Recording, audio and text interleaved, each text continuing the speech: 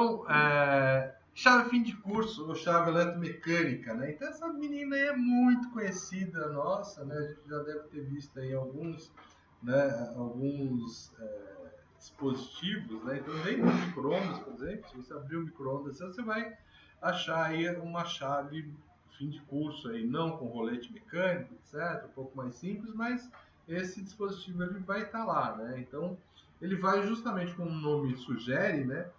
Detectar o final de um movimento, né? O final de um movimento, de um mecanismo. Então, você, justamente, o dispositivo deve sentir o posicionamento, né, aqui em cima desse rolete, e aí ele vai fechar um contato. Então, aqui, ó, né, esse cara tem um contato NA e um contato NF. Sim, máquina de lavar deve ter lá dentro, com certeza, né, com certeza. E aí aqui a gente tem uma outra aqui, né, uma outra chave fim de curso com dois, né, dois contatos aí, né, não só um como o anterior. Então tá aqui um exemplo, por exemplo, né, um exemplo em que ele vai sentir, né, aonde que é a escotilha quando a escotilha está totalmente aberta. Então a escotilha aqui está totalmente aberta, ele ativa o sensor aqui. Então é um exemplo aí, né, de verificação que pode ser colocado. Então o exemplo que o Valdinei deu da tampa da máquina de lavar é outro exemplo, né? A máquina de lavar está com a tampa aberta, ou o micro-ondas está com a porta aberta, né?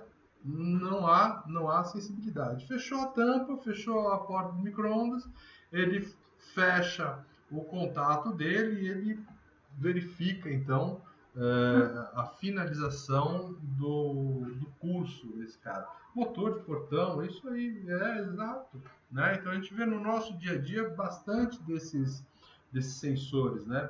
Se você já viu um cara consertando aí porta de elevador, também lá na porta de elevador tem, aí já com essa cara, né, com essa cara aí, né, com rolete mecânico de água 4, tá?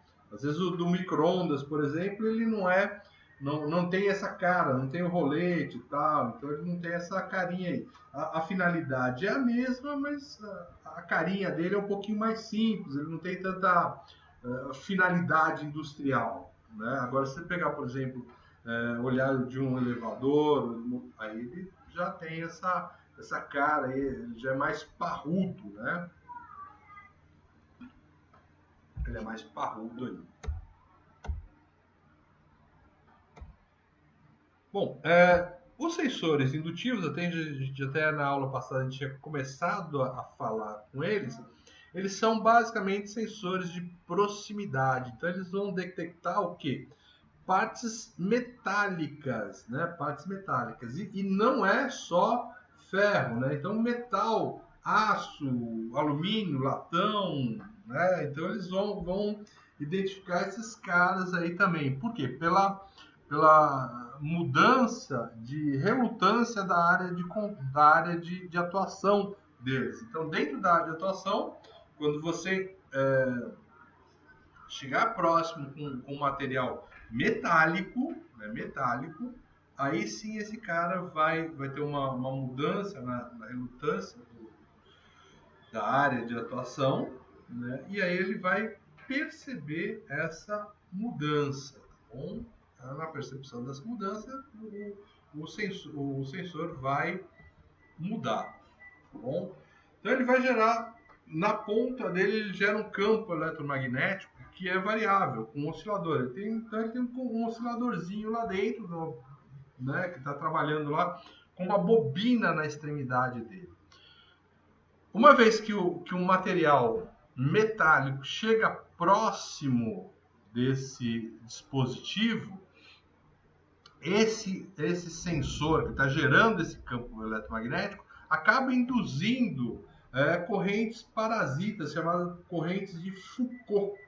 Então, nesse material vai ter aí as chamadas correntes de Foucault, pela indução dentro desse material. E aí o que acontece? A energia do campo ela vai ser dissipada nesse material metálico, né? Então não vou ter toda a potência desse campo elétrico chegando aí nele justamente por conta dessa variação, né, dessa introdução do metal no campo de atuação do indutor. E aí o que acontece? A amplitude do amplificador, a amplitude do oscilador, ela acaba mudando, ela acaba caindo. E aí esse sinal vai ficar baixo. Quando esse sinal ficar baixo, você gera um disparo, né, que vai justamente perceber e mudar, então, a característica da tensão de saída. Então, no caso de um sensor on-off, né, ou seja, que vai perceber o material, ele desliga, né?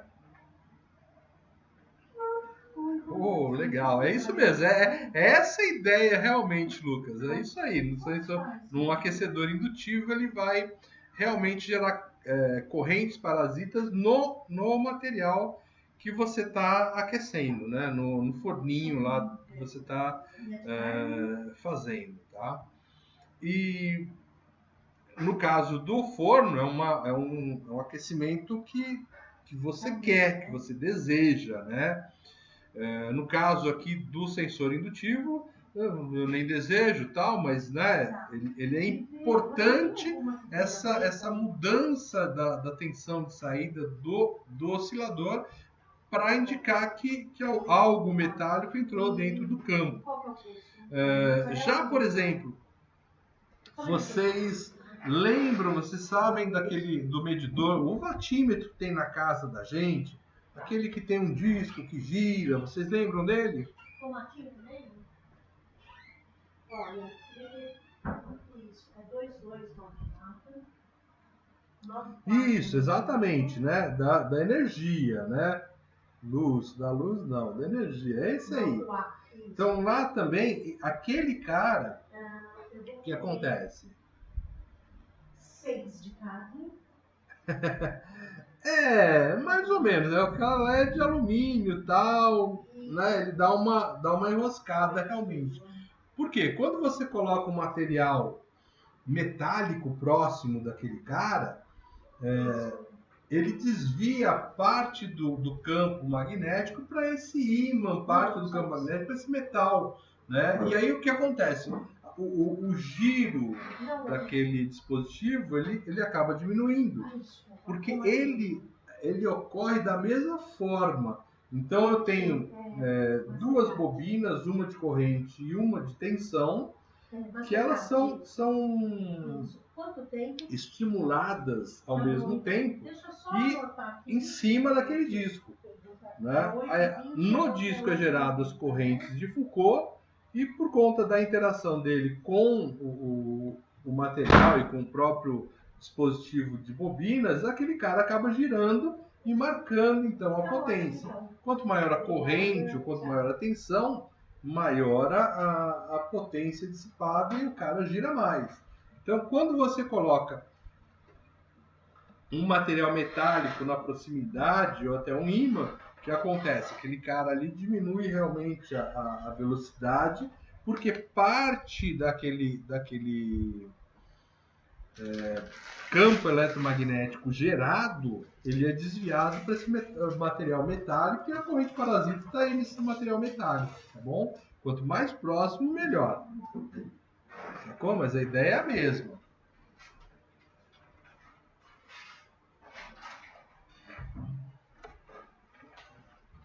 Então tá aí a cara de um sensor indutivo, né? Então os sensores indutivos, capacitivos, eles não tem muito o que mudar aí a nível de cara, né? E o interessante é esse, né? Que a detecção ocorre sem o contato físico entre o sensor e o objeto, né? Então não há esse contato físico. Eu tenho que alimentar ele, então eu tenho uma tensão de positiva e uma negativa para me alimentar ele, e a nossa saída, né, que ela pode ser PNP ou NPN, tá bom? A gente vai falar disso mais para frente aí, o que é essa saída PNP ou NPN. Não é saída transistor, tá? Não é saída transistor. A gente vai falar dela aí, tá? Então, aqui eu tenho, né? Nós chegamos até a mostrar essa imagem, né? Então, aqui na ponta do sensor indutivo eu tenho uma bobina. Então, eu tenho um circuito RC aqui, né? Um circuito tanque que a gente chama, que vai dar uma determinada amplitude a essas ondas geradas aí no meu sinal. Então, aqui eu tenho um oscilador que mantém a frequência sempre no mesmo padrão. No momento que esse campo eletromagnético gerado aqui, ele passa, né, por um dispositivo metálico, seja lá qual dispositivo metálico que a gente queira perceber, parte da energia vai ficar aqui. Então, o que acontece? Esse oscilador aqui vai ter uma capacidade dele reduzida e a tensão vai cair. A tensão caindo, um dispositivo Schmitt-Trigger, que é um Schmitt-Trigger, é um dispositivo que muda a saída dele conforme a tensão de entrada, né? E isso aí vai para amplificação e vai para saída, tá? Então, ele, basicamente, todo sensor indutivo ele tem três partes, né? O amplificador, o Schmitt-Trigger, que é um sensor dele de percepção desse oscilador, o oscilador em si e o tanque de amplificação aí, tá?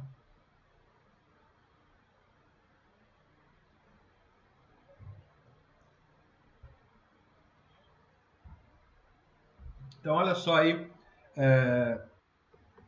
o que a gente pode trabalhar aí, né? Ou, né, exemplo de uso. Aqui, ó, detecção de broca quebrada, né? Então, a broca quebrou, esse cara detecta que não tem mais o pedaço da broca aqui, e aí ele é informado.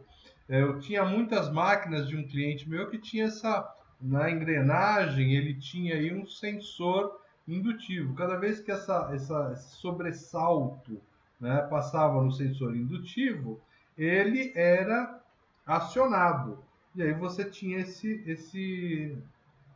essa contagem de quantas voltas ele estava dando. Aqui no caso eu tenho dois sensores indutivos e conforme a fase desses dois sinais aqui eu sei qual que é a direção da rotação e também qual é a velocidade dessa rotação, tá? Então ele usa dois aqui para ter essa condição aí.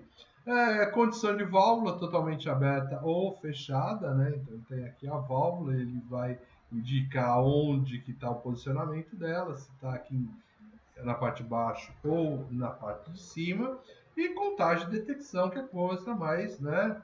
Então, perceber o objeto, né, sobre o dispositivo, tá bom? Então, é que ele vai contar os objetos que estão passando na linha de montagem, detectar o objeto na linha de montagem, tá?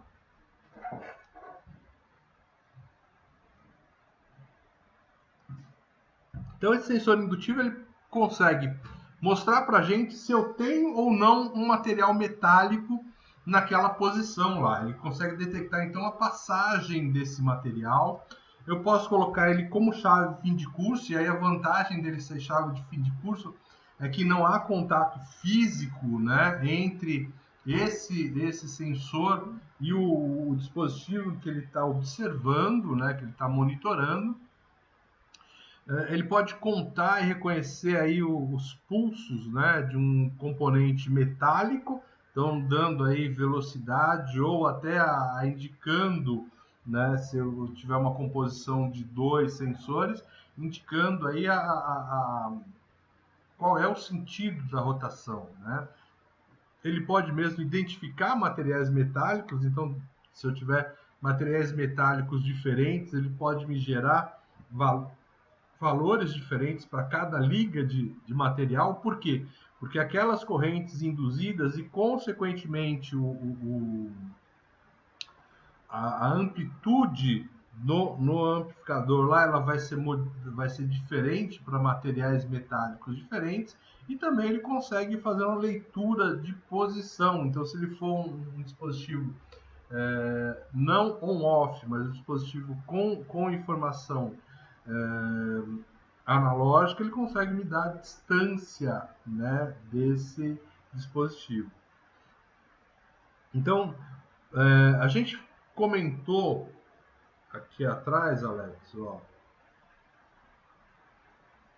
por exemplo, aqui, ó, né? Então, nesse dispositivo aqui, ó, quando a escotilha estiver totalmente aberta, ou seja, no final do curso dela, eu vou ter esse sensor aqui embaixo, né? Esse sensor aqui embaixo, percebendo que a escotilha chegou no final do curso dela e que ela está totalmente aberta, tá? Então, isso é o que a gente diz de fim de curso.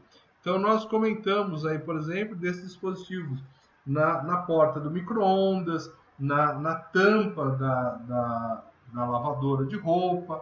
Então, na hora que você fechar totalmente a tampa da lava-roupa, ela chegou no final do curso dela, ou seja, chegou na posição de descanso dela. E nesse ponto você vai acionar o sensor, né?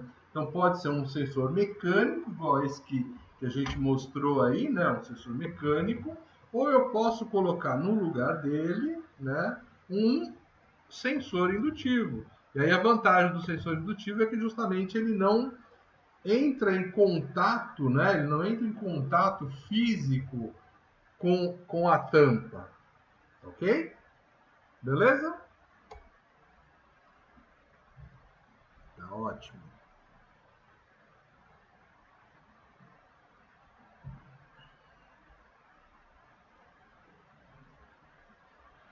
Bom, um sensor capacitivo, por outro lado, ele vai detectar qualquer tipo de massa. Então, no caso do sensor indutivo, ele teria que ser metal, né? No caso do sensor indutivo, ele teria que ser metal. No caso de sensor capacitivo, não. Qualquer massa, inclusive metal, ele tem capacidade de detectar, né? Inclusive material não metálico, plástico, madeira, né? Enfim, né? Ele consegue fazer essa detecção. Pode, inclusive, ser líquido, né? Não precisa ser totalmente sólido. Então, já é um sensor com uma característica aí mais ampla do material que ele está detectando, do material que ele está trabalhando aí. Tá bom? Então, justamente, né, por ele observar não a característica indutiva, mas a característica, né, de capacitiva desse dispositivo. Não, ele funciona por campo elétrico, né? Então ele é um pouco diferente do indutivo, né? Então ele tem um campo elétrico aí, ó. Então eu vou mostrar ele justamente agora. O que é a capacitância, né? É justamente a capacidade do material de reter carga elétrica. E essa capacidade do material aonde que eu retenho carga elétrica? Justamente em material isolante, né? Material isolante. Basicamente, um capacitor é isso aqui, ó. São duas placas. No caso, cada placa tem uma área A aqui, né? Uma determinada área A. Então, eu estou aqui com duas placas, né? Então, esse aqui é o que a gente chama de capacitor capacitor plano. Ele armazena carga elétrica, né? Então a característica dele é justamente o armazenamento de carga elétrica. E aí isso se dá em material isolante, né? Então, por exemplo, vamos supor, você vai lá pega o seu pente de plástico, né? O pente de plástico. Dá aquela escovada no cabelo, né, João? João, você não é careca não, né, João? Então aí você dá aquela escovada no cabelo, daquela, né? E aí você encosta nos papeizinhos, né? Lembra os papeizinhos? O que acontece com os papeizinhos?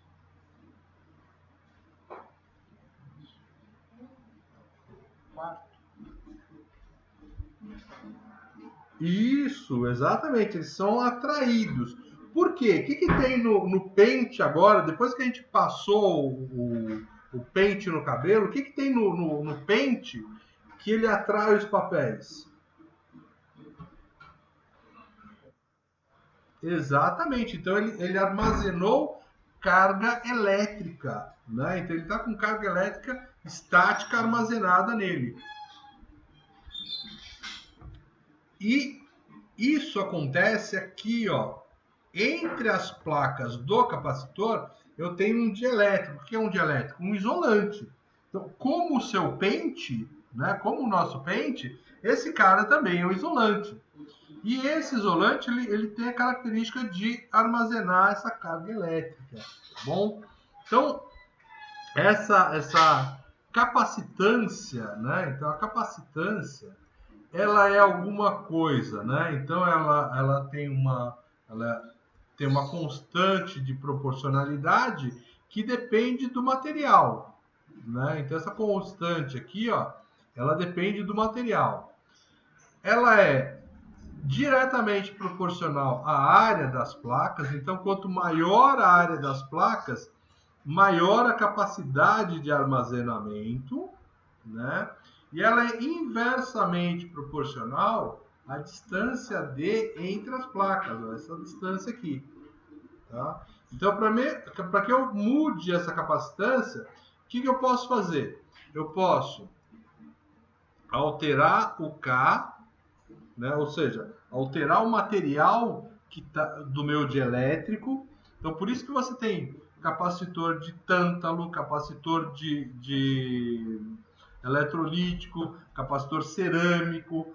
O que são cada um desses capacitores? São os materiais no meio da placa. A placa é metal, né? A placa é metálica. Então, no capacitor eletrolítico, por exemplo, ela é de alumínio. São fitas de alumínio que são tratadas, né, de uma forma diferente. Mas as placas são metálicas, tá bom?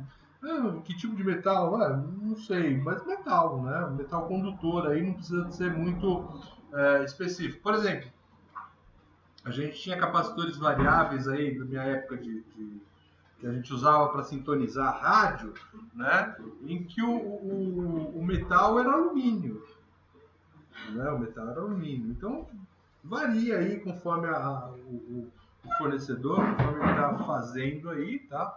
Mas a essência é que essas placas têm que ser condutoras, né? Então, o melhor condutor que a gente tem são os metais, né? Então, a gente tem muito placa dessas placas de alumínio, mas pode ter outras, né? Outros materiais aí, tá bom? Então, para mim alterar o C, eu posso fazer o quê? Eu posso alterar, então, o material do dielétrico, ou eu posso alterar a distância entre as duas placas.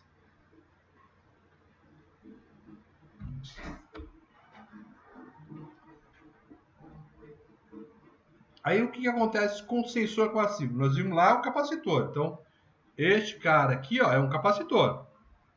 Tá? Ele tem lá toda a estruturinha bonitinha, montadinho, tal, todo, né? O que é o sensor capacitivo? Ele é quase que um capacitor, só que alguma das características daquele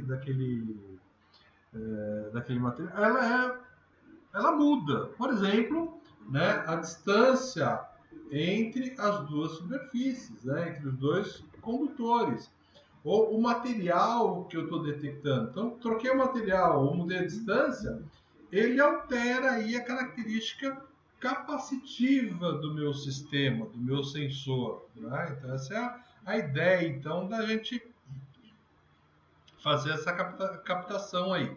Ou se altera a distância do material condutivo ou o próprio dielétrico, né? A gente muda o próprio dielétrico. Então ele vai ter uma resposta capacitiva um tanto quanto diferenciada.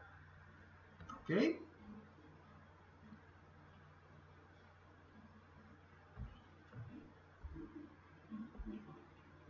Ó, você vê que a cara dele é a mesma, né? A cara dele é a mesma, não tem muito que discutir. Você vê que ele tem um corpo roscado, como no sensor indutivo. Qual que é a finalidade dessa rosca tão grande aqui? Para você aproximar ou deixar longe do material a ser identificado aí, tá bom? A ser identificado. E da mesma forma que ele, você tem que ter uma alimentação, um mais e menos, e você vai ter saída. No caso desse dispositivo aqui, ó, ele tem duas saídas, né? Uma PNP e uma NPN, tá bom? Então ele já tem as duas saídas. E a gente nota aqui que ele tem o que, ó? Ele tem o símbolo aqui do capacitor, tá bom? A gente nota que ele tem o símbolo do capacitor. Então, se a gente voltar lá no do indutor, então, ó, ele tem aqui igualzinho, só que aqui ele tem uma bobininha, né? Então aquela pequenininho lá, ó, esse pequenininho aqui, ó, que está em cima da chave, é justamente uma bobina, tá? Então eles são semelhantes. Você vê também que o ajuste dele físico é grande aqui, tá bom? O ajuste físico dele é grande aí para a gente poder trabalhar com ele.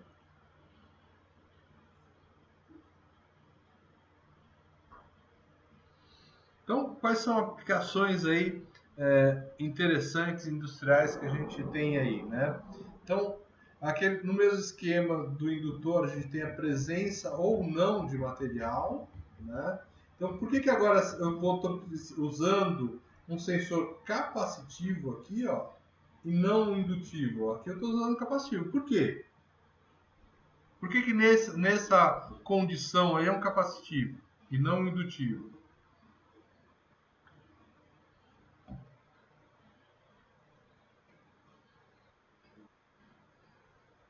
Exatamente. Essa caixinha de leite aqui, ela não tem aquele metal interno, o indutivo não pega, né? Ele não capta, o material não metálico, é isso mesmo, Salveiro, né? É isso que você falou. O material que ele está observando aqui é um material não metálico, por isso que eu tenho um capacitivo aqui e não um indutivo. A mesma colocação desse silo, né?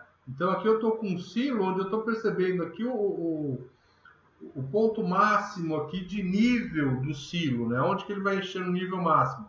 Então, isso aqui é grão, né? Isso aqui é grão. E obviamente que ele não é metálico, né? Então eu tenho que ser aqui um sensor também capacitivo. Perceba aqui na ilustração de baixo, né? Que ele está percebendo aí um material plástico também, né? Então, essencialmente, ele está percebendo materiais não metálicos, tá bom? Materiais não metálicos. Ah, ele pode perceber metal também? Também pode perceber. Pode falar? Oi. Uhum. Chovendo aí também? Rapaz, tá uma chuva aqui. Tá.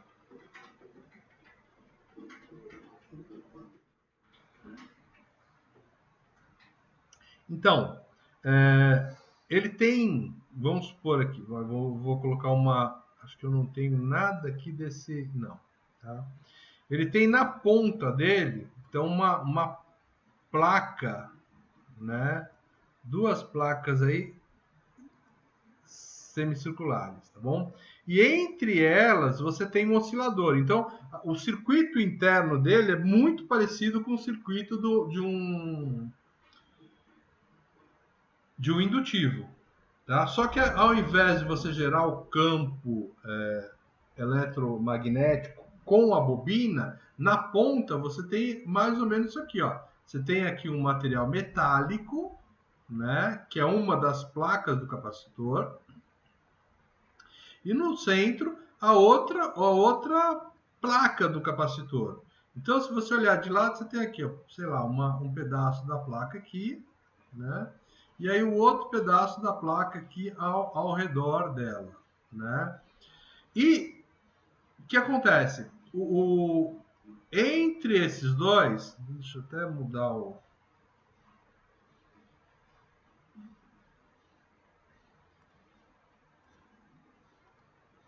Então, deixa eu colocar aqui uma canetinha aqui.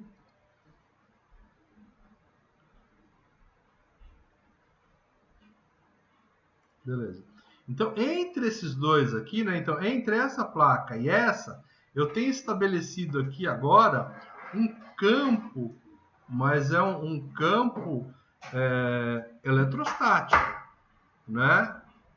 Um campo eletrostático. Então, eu tenho um campo aqui eletrostático em cima desses dois materiais. Por quê? Porque eu tenho cargas positivas de um lado e negativas do outro aí oscilando, tá bom? Quando você coloca, por exemplo, nessa área aqui, você coloca um objeto qualquer, né? Você coloca um objeto qualquer. O que ocorreu aqui? Essa campo aqui, que antes estava num dielétrico, que era o ar, né? Então antes ele estava num dielétrico, que era o ar, agora está num dielétrico, que é o ar, mais, por exemplo, o plástico, né? Ou seja, eu alterei as condições do dielétrico do meu sistema, ok? E aí, alterando essa condição do dielétrico, eu acabo fazendo essa percepção aí do... Né, mudou a capacitância dele. Entendeu a ideia? A ideia?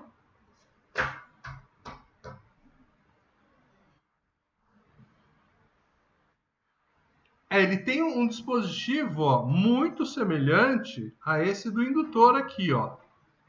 Você vê aqui que no indutor, o que acontece? Você tem um capacitorzinho pequenininho aqui e a bobina grande aqui, gerando o campo, né, eletromagnético, tá? Aí o que acontece? Na realidade, é mais ou menos a mesma coisa, só que é trocado. O meu capacitor é que está para o lado de fora para ele jogar o campo eletrostático dele para fora, né? E esse indutor aqui, a gente até a gente dá uma encapsulada nele de um material magnético, de forma que ele não tenha o campo magnético dele não se esvai aí por aí, né? Entendeu? Mas é mais ou menos o mesmo circuito. Ele não tem necessariamente um microcontrolador aí. Óbvio que se ele for um sensor inteligente, opa, a gente toca um microcontrolador aí.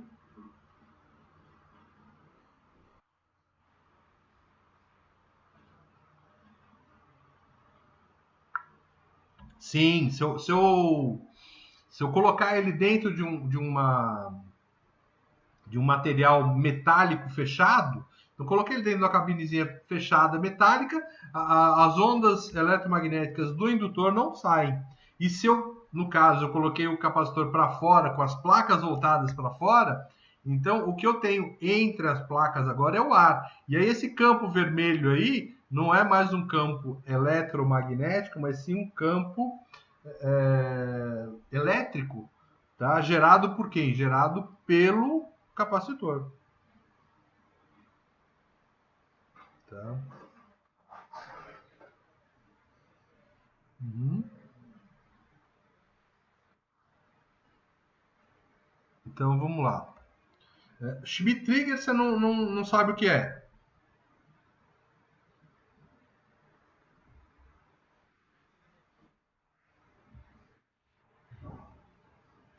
Então vamos lá. Esse segundo aqui, né? Ele é um oscilador.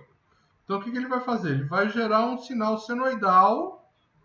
Ele vai gerar um sinal senoidal para jogar nesse circuito tanque aqui. Tá? Então essa que é a ideia. Ele vai pegar e jogar esse sinal, né? Esse sinal senoidal aqui nesse circuito tanque, tá bom? No caso do capacitor, essa frequência aqui da oscilação dele, ela vai ser aí alguma coisa ou 1 dividido por 2 π raiz do indutor vezes o capacitor. Nesse circuito tanque, invariavelmente, essa é a frequência de oscilação. Ok? Essa é a frequência de oscilação. Quando você, no caso do capacitor, tá? Quando você altera a capacitância, você está mudando o C, você também está alterando a frequência, tá? E aí, eu vou ter um dispositivo aqui, ó, essa curva aqui, ó, é que ele vai fazer uma curva de resposta. O circuito aqui ele vai variar a resposta dele. No caso do capacitivo, essa resposta dele varia em função da frequência que eu estou trabalhando nesse oscilador. Então, quando você coloca o material aqui, você altera o capacitor. Alterando o capacitor, você vai alterar a frequência gerada aqui no oscilador.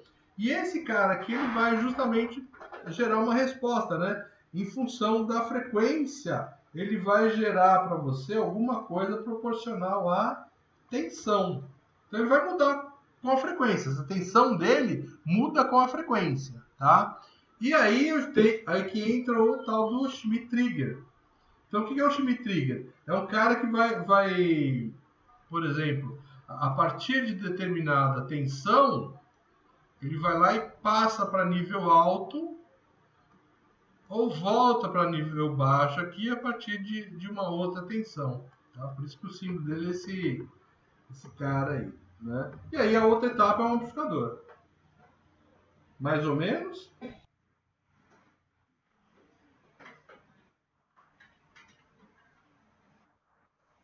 Uhum.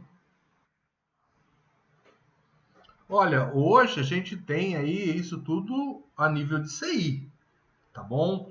Mas eu lá na minha época de técnico e tal, montei isso aí com transistor.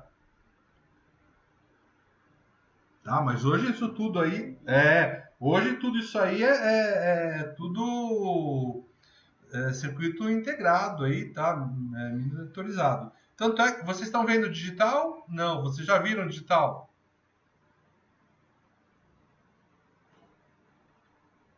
Eletrônica digital, vocês já viram ou já viram, né? Então, aquelas portas e principalmente porta inversora, tem algumas portas inversoras que estão bem na frente tipo no começo dos circuitos, nas chaves, etc, que eles têm características na entrada dele de Schmitt Trigger. Então, se você procurar ali aquela porta inversora, ela tem algumas com essas características de circuito Schmitt Trigger. Ok?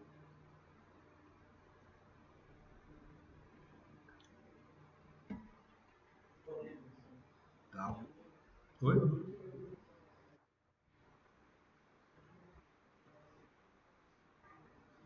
Exato. Basicamente, o amplificador aí, essa etapa final, ele vai, ele vai ou chavear um relezinho, né, para ele ter uma saída on-off, né? Então, se ele for um on-off, esse cara aí vai jogar o sinal dele do Schmitt Trigger num relé para ele ligar e desligar, né? Se esses sensores indutivos, eles tiverem, ou capacitivos, eles estiverem medindo distância, né, e forem uma saída analógica, ele vai pegar essa informação aí, não do Schmitt Trigger, mas da saída antes do Schmitt Trigger, e vai amplificar aquele sinal, aquela diferença aí, para a gente ter uma leitura compatível, porque a saída do circuito aí, ele é uma saída relativamente de valor baixo a nível de tanto de tensão quanto de corrente, né? Então ele não consegue fornecer corrente e tensão a nível por exemplo, uma, uma interface 4 a 20 miliamperes, ok?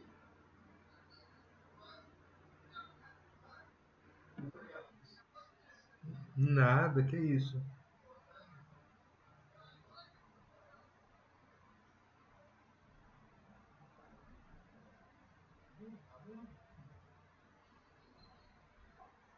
Então, o que acontece?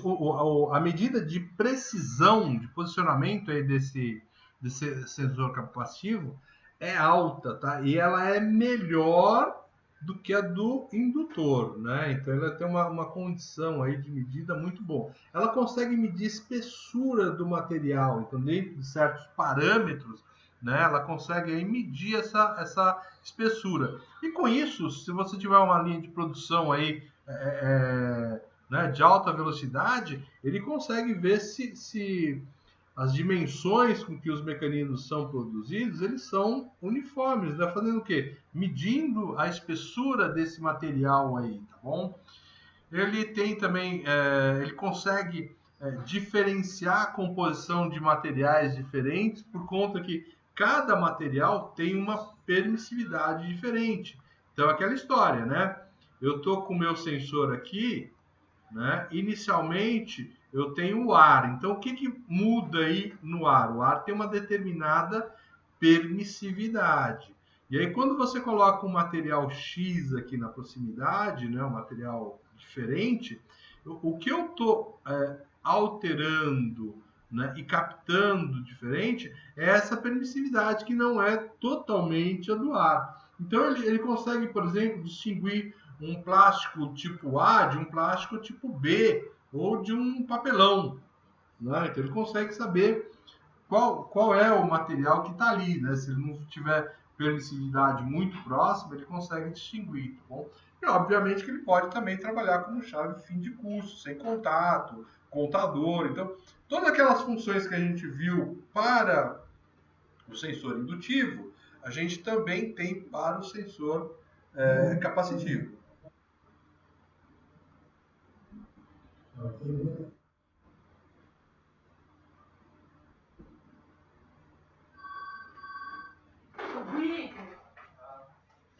Uhum.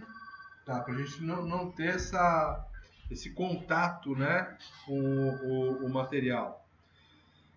Sensor de porta e abertura automática são capacitivos? Oi, pode falar.